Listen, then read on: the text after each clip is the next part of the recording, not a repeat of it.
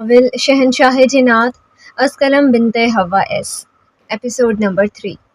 نیلم کے دماغ میں جھکڑ چل رہے تھے، ہزاروں وسوسے اور اندیشوں نے اسے اپنی حراست میں لے رکھا تھا۔ اس کا رخ شاہی دربار کی طرف تھا، نہ جانے شہنشاہ اس سے کیوں ملنا چاہتے تھے۔ دل اندر ہی اندر بیٹھا جا رہا تھا اور وہ اپنے خوبصورت پروں کے بلبوتے پر آسمان میں محو پرواز تھی، اور کچھ ہی دیر میں ریشم سے سنہری بالوں اور لمبے مرون فراک والی نیلم پری شہنشاہ کے دربار میں مختوم کے سامنے کھڑی تھی۔ آنے میں اتنی دیر کیوں کر دی تم نے؟ اس نے تڑک کر کہا۔ سد شکر کہ اگلے 5 منٹ گزرنے سے پہلے ہی آ گئی تھی، ورنہ اسے سنہری پری کو مارنا پڑتا جس کے حسن کا جادو پورے پرستان میں سر چڑھ کر بولتا تھا۔ مخدوم نے اسے شہنشاہ کا پروگرام یعنی اس کے مزید 5 منٹ گزرنے کے بعد آنے پر ملنے والا حکم سنایا تو وہ فق ہو گئی۔ یقیناً کوئی گمبھیر مسئلہ تھا، یہ سوچ کر ہی اس کے ہاتھ پاؤں پھول گئے تھے۔ مخدوم نے اسے مہمان خانے میں بٹھا دیا تھا، اسے شہنشاہ کے حکم کا انتظار تھا۔ وہ ان کے خوابگاہ میں جا کر ان کے آرام میں خلل نہیں ڈالنا چاہتا تھا، اس لیے چپ چاپ انتظار کرنے لگا۔ 2 گھنٹے گزر گئے تھے مگر ابھی تک شیر کچھاڑ سے باہر نہیں آیا تھا۔ نیلم پری کو غصہ آ رہا تھا مگر وہ اپنے جذبات پر بمشکل قابو پائے وہاں جم کر بیٹھی ہوئی تھی۔ شہنشاہ کی حکم عدولی کا سوال ہی پیدا نہیں ہوتا تھا۔ کچھ دیر بعد ایک غلام نے آ کر مخدوم کو شہنشاہ کا پیغام سنایا۔ شہنشاہ پوچھ رہے ہیں کہ سنہری پری کی لاش کو باہر لٹکا دیا یا نہیں؟ مہمان خانے کے دروازے پر کھڑے مخدوم سے سوال کیا گیا۔ اندر بیٹھی نیلم کا بدن لرز اٹھا۔ نہیں، یہ نوبت نہیں آئی، اس سے قبل ہی نیلم پری آ چکی تھی۔ انہیں جا کر بتائیے کہ وہ مہمان خانے میں پچھلے 2.5 گھنٹے سے ان کا انتظار کر رہی ہے۔ اس کی اطلاع پر غلام پلٹ گیا تھا مگر چند لمحوں بعد وہ پھر سے حاضر تھا۔ شہنشاہ فرما رہے ہیں کہ اس گستاخ پری کو مہمان خانے میں نہیں بلکہ مجرم خانے میں لے جاؤ اور مزید انتظار کرنے کو کہو۔ یہ سن کر نیلم کی حالت مزید خراب ہو گئی تھی، پسینہ اس کے لباس کو تر کرنے میں مصروف تھا۔ مخدوم حکم ہوتے ہی بجلی کی سی تیزی سے مہمان خانے کے اندر لپکا اور نیلم کو مجرم خانے میں لے گیا تھا، جس کا وحشت زدہ ماحول دیکھ کر اس کا دل تھک سے رہ گیا۔ مخدوم کو بھی اس شہزادی جیسی پری پر ترس آ رہا تھا۔ نہ جانے اس سے ایسا کون سا جرم سرزد ہوا تھا جس کی سزا اسے کچھ دیر بعد ہونی تھی، تاہم اسے وہاں اکیلا چھوڑ کر وہ چلا گیا تھا۔ موت کسی خاموشی میں بیٹھی اس پری کا معصوم دل ہول رہا تھا، رنگت زرد پڑتی جا رہی تھی۔ ملکہ کوثر مری پہنچنے والی طالبات بے پناہ پرجوش دکھائی دیتی تھی۔ خوشگوار فضاؤں میں چہکتے پرندوں کا اقوال انہیں خوش آمدید کہنے آیا تھا۔ تمام تر خوشی اور شادمانی کے باوجود سب تکان محسوس کر رہے تھے۔ بہرحال یہ ایک تھکا دینے والا سفر تھا۔ سر عزیز الرحمان نے وہاں پہنچتے ایک شاندار سے ہوٹل میں قیام کیا جس کے کمرے وہ کچھ دن پہلے ہی بک کروا چکے تھے، اور پھر تمام اسٹوڈنٹس اپنی کسل مندی اتارنے کو نیند کی وادیوں میں کھو گئے تھے۔ البتہ یہ نیند کچھ زیادہ مہربان نہ رہی تھی۔ اتنی خوبصورت جگہ پر آ کر کوئی اتنی دیر سو سکتا تھا؟ حورین کے لیے یہ جگہ نئی نہیں تھی، وہ مری کے چپے چپے سے واقف تھی۔ چھٹیوں میں کئی بار وہ اپنے والدین کے ساتھ یہاں آ چکی تھی، اس لیے وہ نہیں آنا چاہتی تھی، لیکن شیزا اور عنایا نے اسے مجبور کیا تھا کیونکہ انہیں زندگی میں پہلی بار یہ شہر دیکھنا نصیب ہوا تھا۔ تقریباً 25 منٹ بستر پر بے مقصد لیٹے رہنے کے بعد حورین باہر نکل آئی۔ بالکنی سے حد نگاہ تک پھیلے وسیع وریز جنگلات اور کھائیاں نظر آ رہی تھی۔ وہاں سے آتی سنسناتی ہوئی ہوا اس کے کانوں میں سرگوشیاں کرنے لگی تھی۔ یہ منظر دل فریب تھا۔ وہ کمرے سے کتاب اور کرسی لے آئی اور وہیں بیٹھ کر مطالعے کا شوق پورا کرنے لگی۔ ہوا سے پھڑپڑاتے کاغذ اور بکھرتی لٹیں اسے پڑھنے میں دشواری ہونے لگی، لہٰذا وہ کمرے میں واپس آ گئی۔ شیزا، عنایا اور باقی کی تمام کلاس فیلوز گدھے گھوڑے بیچ کر سو رہی تھیں۔ اس نے کمرے کی کھڑکی سے باہر جھانکا تو سامنے ہی کھلا میدان نظر آیا جس کے وسط میں قداور درخت اپنی شاخیں پھیلائے کھڑا تھا۔ واہ، خوبصورت! اس کے لب بے ساختہ واں ہوئے۔ یہ اس کے لیے بہترین اور مکمل نظارہ تھا، لہٰذا وہ سر عزیز الرحمان کو بتا کر بلکہ زبردستی اجازت لے کر ہوٹل سے باہر نکل آئی۔ وہ میدان ہوٹل کے پچھواڑے میں واقع تھا، چنانچہ اس نے اپنے قدم اسی طرف موڑ لیے۔ میدان بالکل سنسان پڑا تھا، دور دور تک نہ کوئی آدم تھا نہ آدمزاد، اسی لیے اس طرح کی جگہیں کافی دلکش اور پرکشش لگتی تھیں، حتیٰ کہ صحراؤں کے ویرانے بھی مقناطیسیت سے بھرپور ہو کر اسے اپنی طرف کھینچتی تھی۔ میدان کے این وسط سے ابھرتا ہوا وہ خوفناک اور مرجھایا سا بوڑھا درخت اسے اچھا لگا تھا۔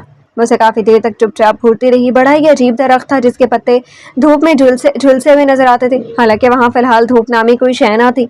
اس کے علاوہ زرد ہوتے پتے ابھی تلک درخت سے جڑے تھے، ایک پتا بھی نیچے نہیں گرا تھا۔ اگر ان کی ہریالی ختم ہو چکی تھی تو اصولاً پتوں کو بھی جھڑ جانا چاہیے تھا، مگر ایسا نہیں ہوا تھا۔ سنا بھی جیسے پس مردہ ہو کر اپنی صدیوں پرانی پیدائش کا اعلان کر رہا تھا۔ اس کی کھوجتی ہوئی نگاہیں اس پر مرکوز تھیں۔ تعجب ہی تعجب تھا۔ بہرحال وہ مزید اس پر ریسرچ کیے بنا آگے چلی آئی کہ یہ قدرت کا کرشمہ تھا تو وہ کیوں اس کے پیچھے پڑ رہی تھی۔ اس کے ہاتھ میں وہ کتاب تھی جو ابھی کچھ دیر پہلے وہ بالکنی کے پاس بیٹھ کر پڑھ رہی تھی۔ وہ دھیمے سے چلتی ہوئی اس درخت کے پاس آئی. ہوا اس قدر زور سے چلی کہ وہاں بکھرے مٹی کے ذروں اور خاک کو اڑا لے گئی، جیسے اس کی بیٹھنے کی جگہ صاف کر رہی ہو. اس نے فوراً اپنی غزالی آنکھوں پر ہاتھ رکھ کر گرد کو اندر جانے سے روکا. یکا ہوا کا زور تھم گیا. وہ آہستگی سے چلتی ہوئی اس جگہ پر آئی جیسے ابھی ابھی ہوا نے مٹی سے پاک کیا تھا، اور وہاں بیٹھ گئی. ہاتھ میں پکڑی کتاب کو دیکھا. یہ کوئی انگریزی ناول تھا. اسے کھول کر وہ مطلوبہ صفحے پر پہنچی اور بند ہونٹوں سے پڑھنے لگی. درخت کے پیلے زرد پتے جیسے چمک اٹھے تھے. دیکھتے ہی دیکھتے اس بوڑھے اور ناتواں ویران درخت میں ہریالی کی لہر زندگی بن کر دوڑ گئی. تازہ شباب اپنے جوبن پر تھا. ہوائیں کھلکھلا اٹھی تھیں. جھومتے ہوئے گہرے سبز پتوں کی سرشاری سے بے خبر وہ کتاب بینی میں مشغول تھی. نیلم پری مجرم خانے میں دل تھام کر بیٹھی تھی. بھینچے لب، پھٹی آنکھیں، تنے ہوئے اعصاب اور پسینے سے شرابور ہوتا ہوش ربا سراپا اس کی اضطراری کیفیت کا عکس تھے. ایک ایک لمحہ اس کے لیے قیامت سے کم نہیں تھا. نہ جانے کیا ہونے والا تھا. دفتن کسی کے بھاری قدموں کی چاپ پر اس نے چونک کر دیکھا. شہنشاہ اپنے مخصوص چاہو جلال سے تشریف لا رہے تھے. گردن کرو فر سے تنی ہوئی تھی. ان کے پیچھے مختوم کسی پالتو کتے کی طرح دم ہلا رہا تھا. وہ چلتے ہوئے اپنے تخت نما سٹیج کے قریب رکے. ایک کہرآلود نگاہ اس پری پر ڈال کر وہ شان بے نیازی سے براجمان ہوئے تھے. انہوں نے بے حد نفاست سے تیار کیا گیا سیاہ چمکدار قدموں کا بوسہ لیتا چوغا پہن رکھا تھا. آنکھوں میں ناشتہ غرور ان کی سفاکیت اور رعونت کا منہ بولتا ثبوت تھا، جبکہ سر پر قیمتی پتھروں اور نگینوں سے بنا لشکار مارتا خوبصورت تاج ان کے شہنشاہ ہونے کی علامت تھا. وہ کھنکھارے اور مجرم خانے میں ان کی گرجدار آواز گونجی. تم بتا سکتی ہو کہ ایسا کون سا ضروری کامان وارد ہوا تھا جس کے لیے تمہیں زمین پر جانا پڑ گیا؟ شہنشاہ نے لفظ زمین پر زور دیتے ہوئے پوچھا. ان کے روبدار لہجے پر اس کی رہی سہی ہمت بھی وہاں ہو گئی تھی. ہوا ہو گئی تھی. ڈر اور خوف سے لتھڑی اس کی آنکھوں میں موت کی پرچھائیں کسی کالے ناگ کی طرح کنڈلی مارے بیٹھی تھی. پسینے سے تر بدن اس کے مجرم ہونے کا غماز تھا. وہ شہنشاہ ہمارے پر کچھ کمزور ہو گئے ہیں. ہوا میں بلندی پر پرواز کرتے ہوئے اکثر دھوکہ دے جاتے ہیں. دراصل آج بھی کچھ ایسا ہی ہوا. ہمارے ساتھ طبیعت بھی بوجھل تھی تو اچانک ہی سر چکرا گیا اور ہم گر گئے. وہ کوئی جنگل تھا جہاں ہر طرف درخت ہی درخت تھے، اور ہاں ہم راستہ بھٹک گئے تھے. زبردستی غلط بیانی کرتے ہوئے اس کی زبان لڑکھڑا رہی تھی. اس کے سفید جھوٹ پر شہنشاہ کو مزید طیش آیا. اچھا. انہوں نے سمجھنے والے انداز میں سر کو اوپر نیچے جنبش دی اور کچھ دیر توقف کے بعد بولے. پر کمزور ہو گئے ہیں تو ہم مختوم سے کہہ کر کٹوا دیتے ہیں. چکراتے ہوئے سر کا علاج بھی قید خانے کے طبیب سے ہو جائے گا.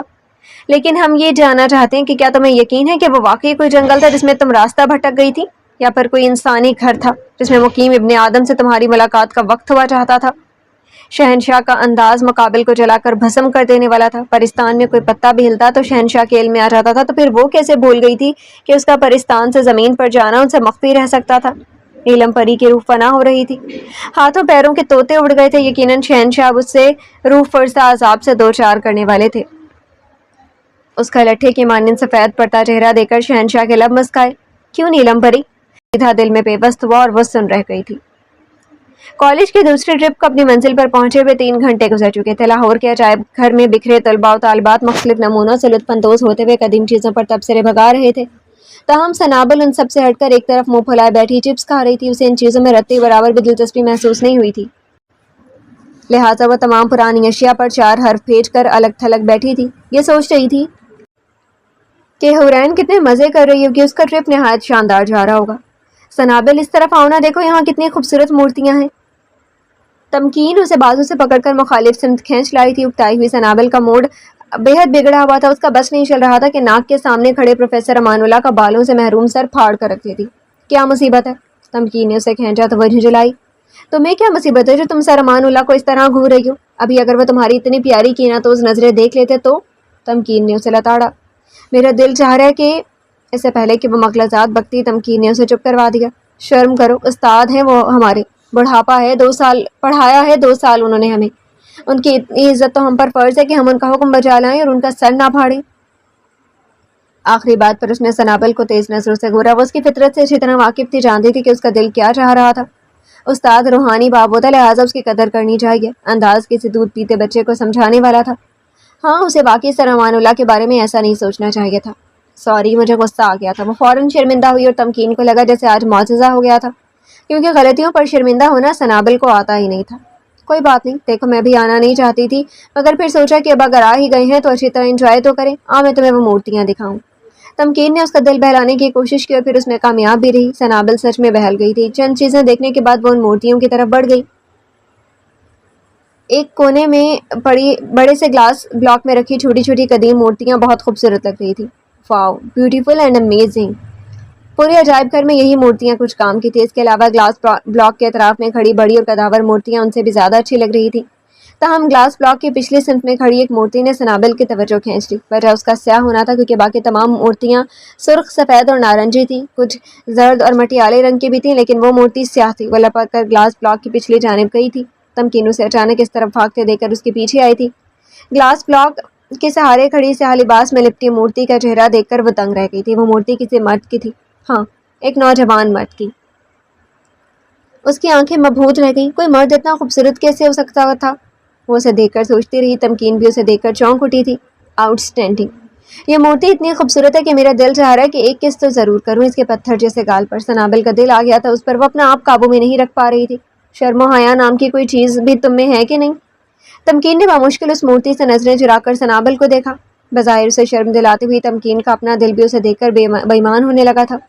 نہیں، میں پیدائشی بے شرم ہوں. ساری حیا ہو رہنے لے لی تھی. اس نے کھوئے ہوئے لہجے میں کہا اور ایک قدم آگے بڑھائی. تمکین جانتی تھی کہ وہ جو کہہ رہی تھی کر بھی سکتی تھی، اس لیے اس نے اسے اس بےہودہ اقدام سے باز رکھنے کی خاطر ایک زبردست موقع اس کی کمر پر چڑھا. تو سنابل جو پہلے ہی نڈھال تھی، اس اچانک اب تاب کی تاب نہ لاتے ہوئے اس مورتی سے جا لگی اور پھر بے خود ہوتے ہوئے اس پتھر کے گرد اپنے گداز بازو لپیٹ کر اس نے اسے بھینچ لیا. تمکین مسکرائی. وہ بھی اس کی سحر انگیز شخصیت میں بوجھل لگتی تھی. ستم یہ کہ اس وجہ نوجوان کی آنکھیں بند تھی. تمکین کو اس کی آنکھیں دیکھنے کی خواہش ہوئی جو اسی لمحے پوری ہو گئی تھی. سنابل کے اعضاء نے محسوس کیا کہ وہ کوئی مورتی نہیں تھی اور نہ ہی اسے پتھر سے تراشا گیا تھا، بلکہ وہ گوشت پوست کا ایک انسان تھا جس کے نرم و گرم جسم کو اس نے اپنے گلے سے لگا رکھا تھا. یکدم ایک جھٹکے سے اس شخص کی آنکھیں کھل گئیں جن کی پتلیاں سرخ تھیں، لال انگارہ سی.